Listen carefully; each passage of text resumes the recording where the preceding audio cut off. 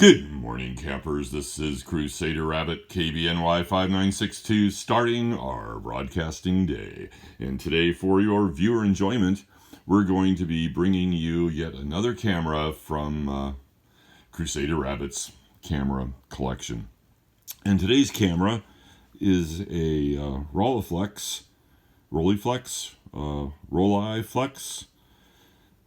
we talked about how to pronounce Raleigh or Rolei in a previous video. But this is another camera from my camera collection, and I acquired this camera much less expensively than its little brother, who appeared in a previous video, the Rolleiflex 35,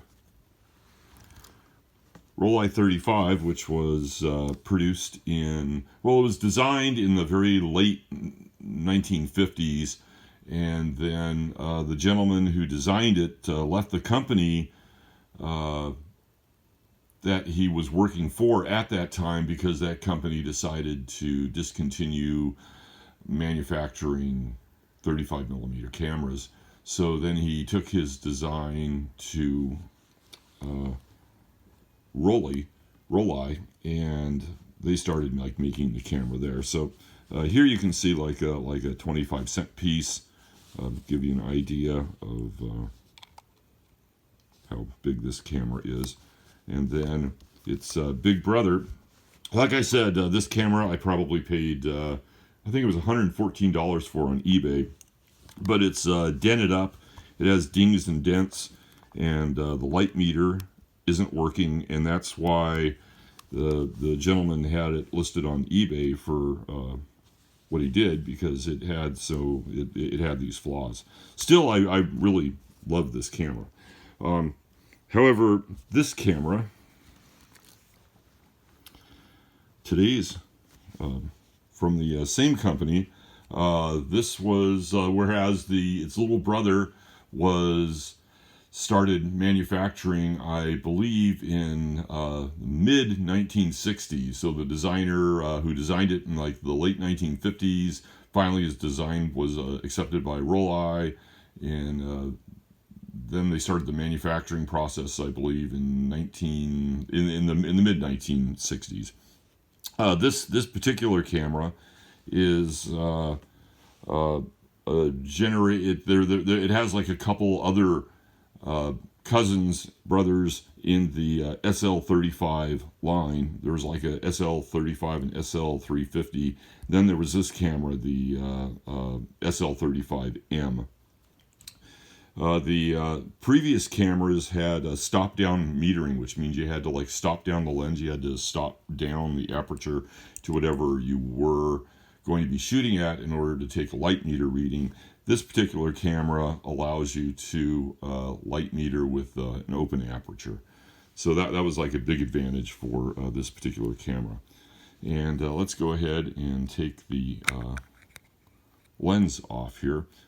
And as you can see, this is a 50mm lens with a maximum aperture opening of 1.8. I think if what do we have it at here? 1.8, 2.8. So if we stop it down, and then I think if we can you see it? So you can see the lens.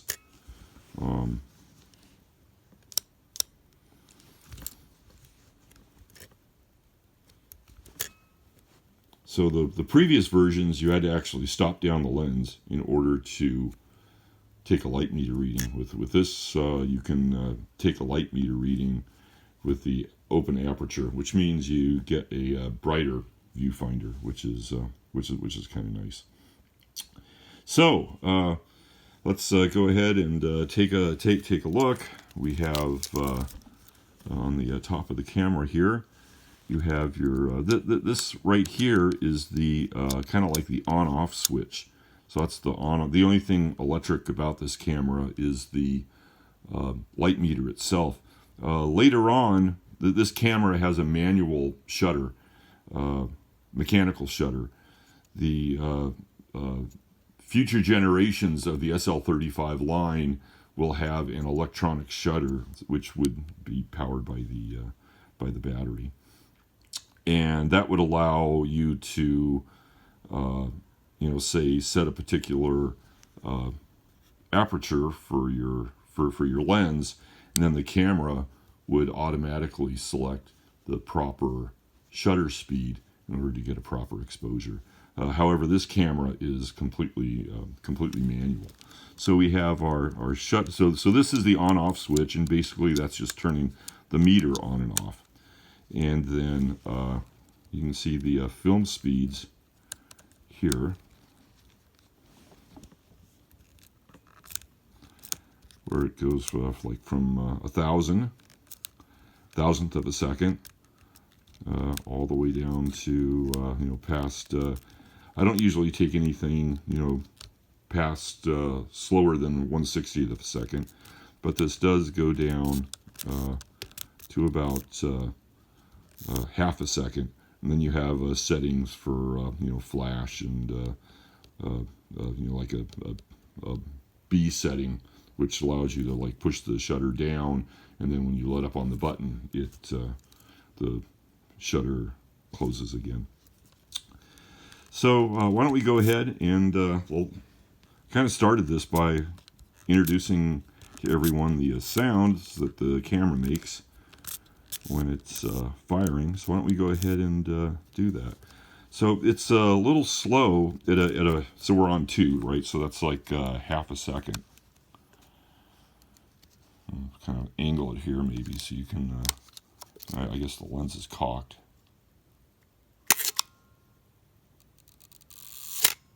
So that was a little longer than a half a second, right? So that's a little slow. Quarter of a second is a little better. And then as you get to around the 1/8 of a second here, I think it becomes a little more realistic.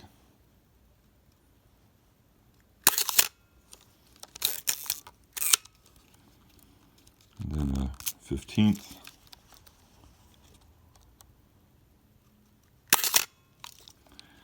And then a 30th.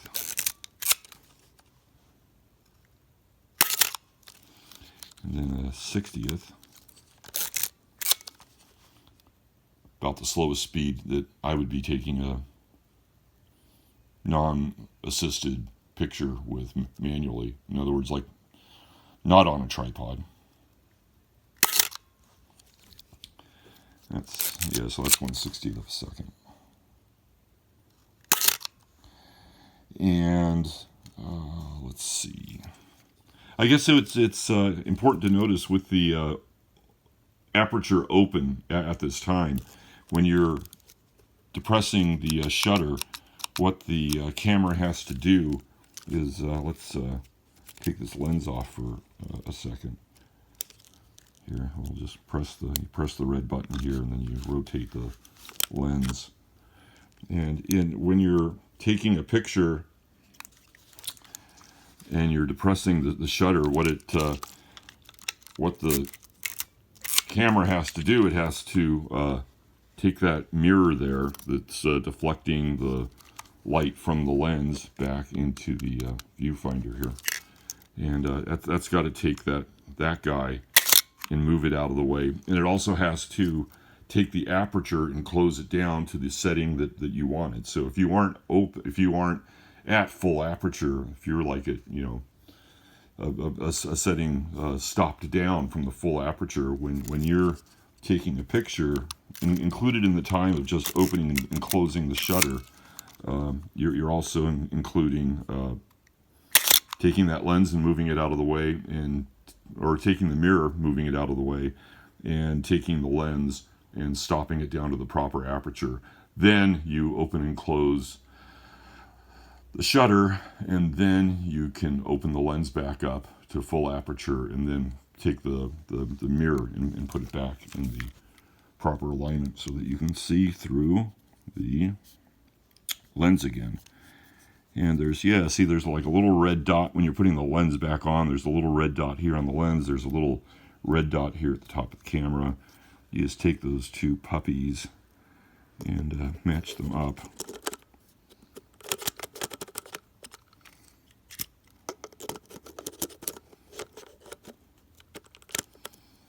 Kind of hard to do here. Hold on a second. Let me get this a little closer to me.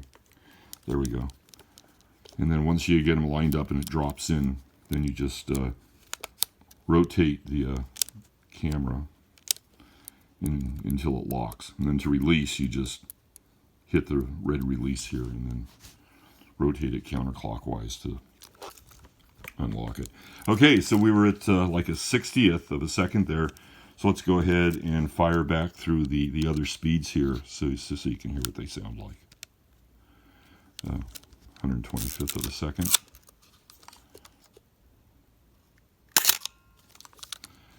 A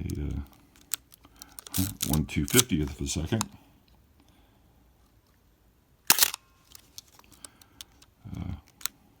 500th of a second. And 1,000th of a second. There we go. And that's the full set of speeds. Over here, you have the ASA setting for the film that's going to be inside of the camera.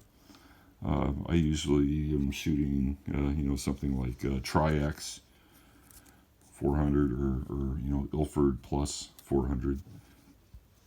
Especially today, if I go out and shoot with this camera, which I'm thinking about doing. It's a little cloudy and dim out right now, so probably shooting the 400 film as opposed to maybe like a 100 ASA. And let's see what other little gadgets on the camera I can show you here. Oh well, here's the lens. As you can see, it goes down to 1.8, and then it opens up to like a 1.8. And it stops down to 16, hopefully.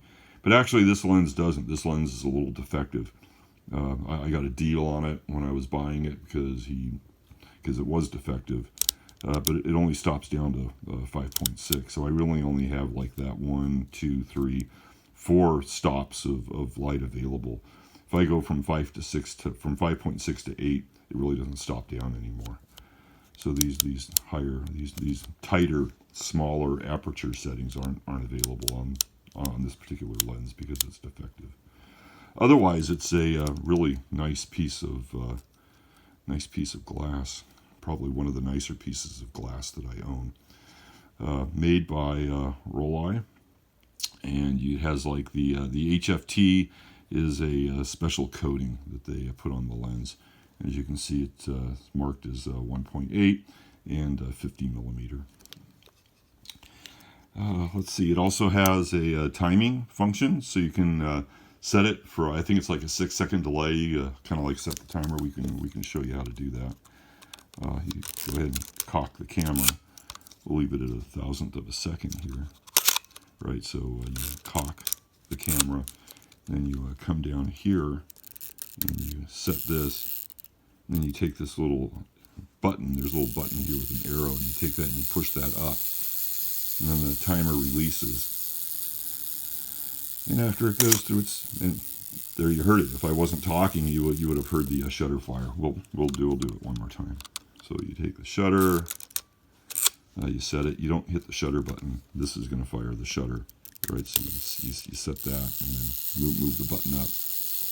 Timer goes.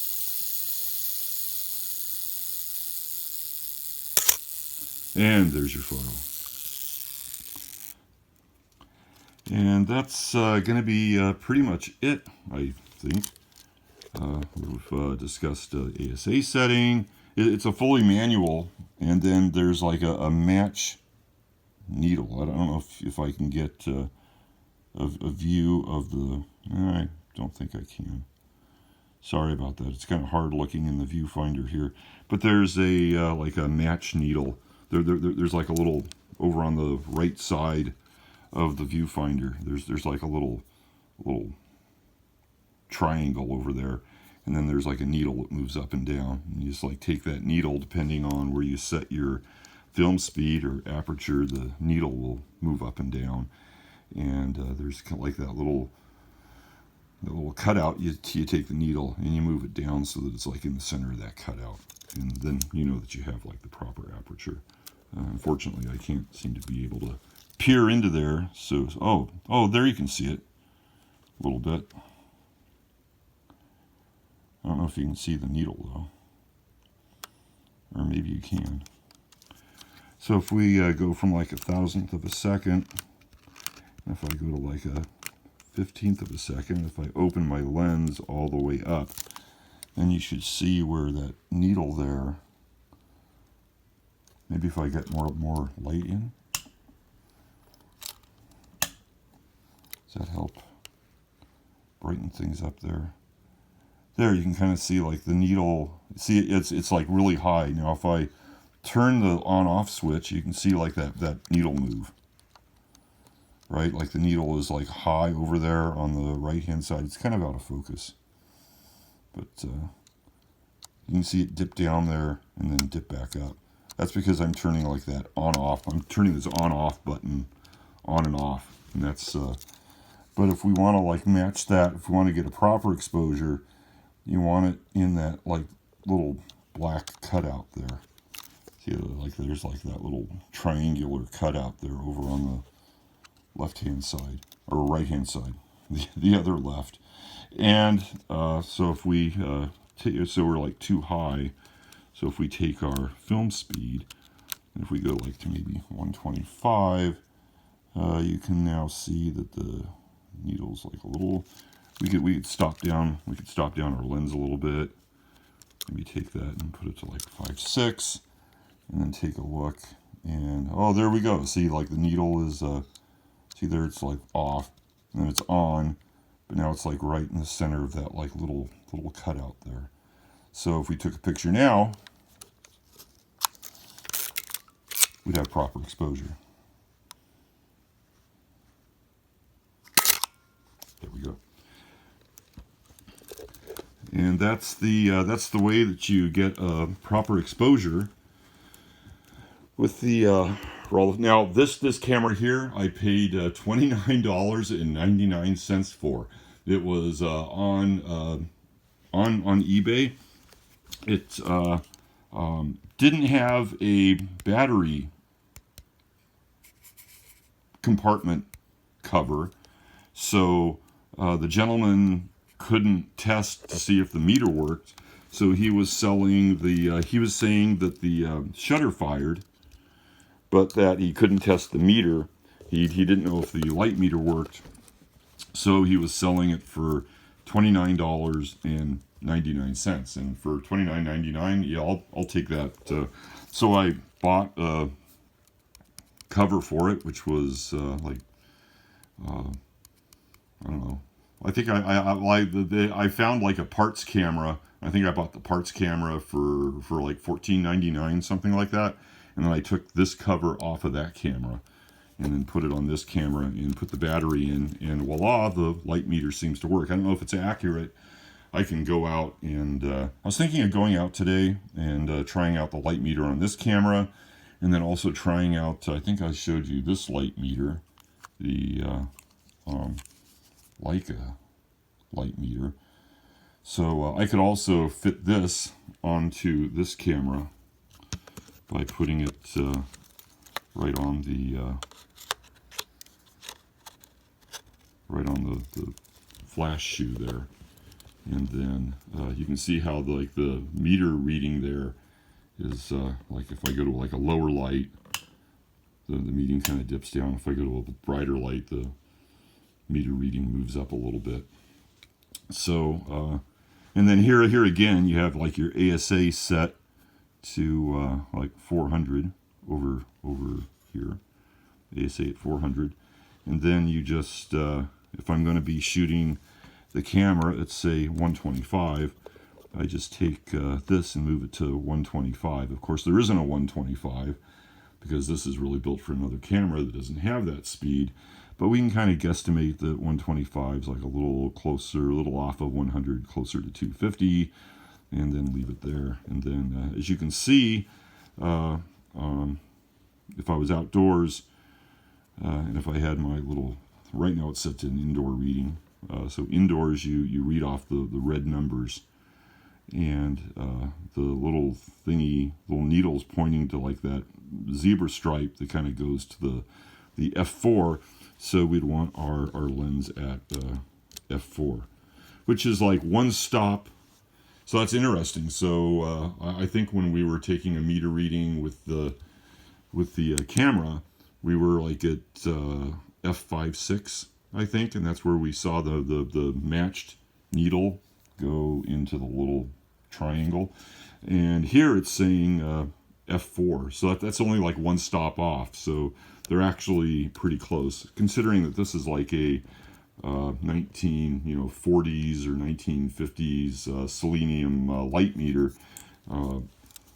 I think this camera might be CDS.